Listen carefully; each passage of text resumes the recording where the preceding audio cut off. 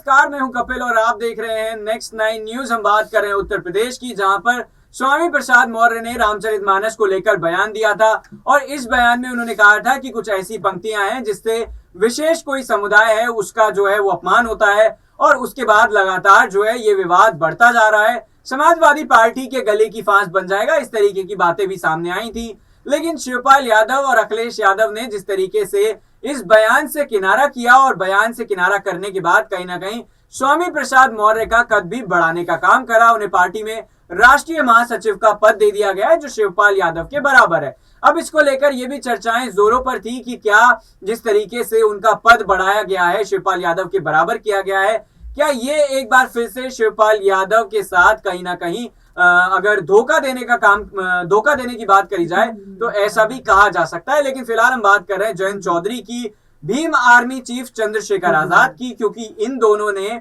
कि इस मुद्दे पर यानी कि रामचरितमानस के ऊपर जिस तरीके से स्वामी प्रसाद मौर्य ने बयान दिया था उस पर खुलकर अपनी प्रतिक्रिया नहीं दी है। और इसके पीछे ये कहा जा रहा है कि शिवपाल यादव और अखिलेश यादव जिस तरीके से पार्टी को संभालते हुए नजर आ रहे हैं और बीजेपी कहीं ना कहीं जो अगर बयान दिए जाएं तो उसका फायदा उठा सकती है। यानी कि अगर रालोद के जो प्रमुख हैं जयंत चौधरी, वो कोई बयान देते हैं और उसका फायदा अगर बीजेपी उठा लेती है तो इससे उन्हें खासा नुकसान हो सकता है। बीते दिनों इस तरीके की तमाम चीजें हमें देखने को मिली थी और इसी के चलते एक बार फिर से दूरियां बनाई जा रही हैं। यानी कि जयंत चौधरी अखिलेश यादव से खासा दूर नजर आ रहे हैं। तो क्या ये माना जाए कि सियासी तौर पर एक बड़ा झटका अखिलेश यादव को है, क्योंकि अगर वो उनके समर्थन में बयान देते तो इससे कहीं ना कहीं ये भी माना जा सकता था कि विपक्ष जो है वो एक बार फिर साथ आया है और भारतीय जनता पार्टी के खिलाफ हमेशा तमाम मुद्दों पर जो है वो विपक्ष के बड़े बड़े नेता, बड़ी बड़ी पार्टियां खड़ी हुई नजर आएंगी। हालांकि इस पर जो मायावती हैं उन्होंने अपना बयान दिया था